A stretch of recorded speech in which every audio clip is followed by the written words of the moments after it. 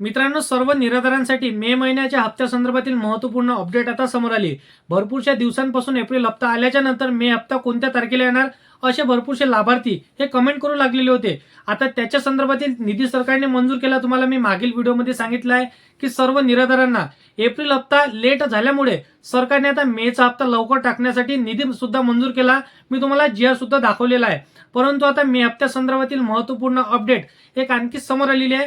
7 मे 2026 रोजी एक शासन निर्णय जीआर सरकारने काढलेला आहे। त्या शासन निर्णयान्वये आता सर्व लाभार्थ्यांना महत्त्वपूर्ण अपडेट असणार आहे आणि मे हप्ता कसा आपल्या खात्यामध्ये मिळणार यासाठी निधी तर सरकारने मंजूर केला हे देखील कन्फर्म आहे। परंतु आता बघा, तुम्हाला मे हप्ता मिळणार कसा याच्या संदर्भातील थोडीफार माहिती हे समजून घेणे तुमच्यासाठी अनिवार्य असणार आहे।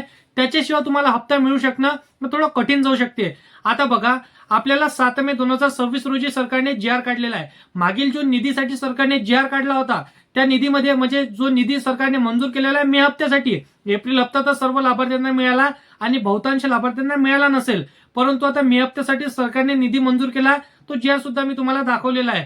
परंतु आता मे हप्त्यासाठी आणखी एक सरकारने जीआर काढलेला आहे। त्या जीआरच्या माध्यमातून तहसीलदार असो किंवा नायब तहसीलदार असो यांची जिम्मेदारी असणार आहे आणि यांच्या माध्यमातून तुम्ही जर का आता बघा लाभार्थी असाल, संजय गांधी निराधार योजना, श्रावणबाळ योजना, विधवा महिला, ज्येष्ठ नागरिक किंवा दिव्यांग बांधव असाल, तुम्हाला काय करायचं, हयातीचं प्रमाणपत्र काढणं हे अनिवार्य सरकारने केलेलं आहे।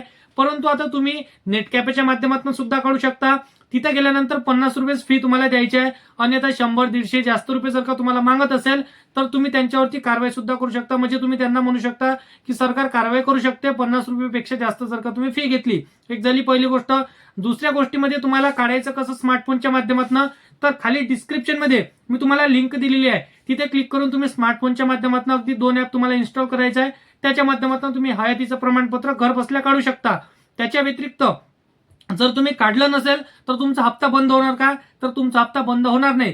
कारण की जीआर मध्ये स्पष्टपणे नमूद करण्यात आलेलं आहे, तुम्ही लाईव्ह स्क्रीनवरती पाहू शकता की सरकारने म्हणजे तहसीलदार व नायब तहसीलदार यांचे स्वतः यांनी कर्मचारी पाठवून हे तुमच्या घरोघरी म्हणजे जितक्या तहसीलमध्ये जितके लाभार्थी असेल या पूर्ण लाभार्थ्यांच्या घरोघरी जाऊन म्हणजे कर्मचाऱ्यांच्या हातांनी घरोघरी जाऊन सर्व जे काय त्यांचं आता हयातीचं प्रमाणपत्र आहे अगदी फ्रीमध्ये काढून देणं सरकारने सांगितलेलं आहे। आणि काढून घेणं हे काम तहसीलदार व नायब तहसीलदार यांच्या हस्ते होणार आहे। कारण की लाभार्थ्यांनी जर काढलं नाही, आता भरपूरसे म्हातारे लाभार्थी असतील किंवा कोणत्या कारणास्तव दिव्यांग बांधव हे जाऊ शकत नाही किंवा काढू शकत नाही, तर यांच्या कारणास्तव हे महत्त्वपूर्ण निर्णय सरकारने घेतलेला आहे। जे कपेबल आहे, जे स्वतः दुकानामध्ये किंवा आपण स्वतः स्मार्टफोनच्या माध्यमातून काढू शकतो तर त्यांनी सुद्धा काढून घ्या हे देखील त्यांनी सांगितलेलं आहे। परंतु जे काढू शकत नाही तर त्यांच्यासाठी देखील महत्त्वपूर्ण सांगितलेलं आहे। म्हणजे ते घरोघरी येऊन सरकार आता काढून देणार आहे। तेव्हाच तुम्हाला आता इथून पुढे निधी सरकारने मंजूर केला, परंतु याची तारीख अजून देखील कन्फर्म होण्याची सरकारने ठरवलेली नाही। जे नेक्स्ट जीआर येणार आहे त्या जीआर मध्ये सरकारने आता तारीख ठरवण्याचा निर्णय घेतलेला आहे।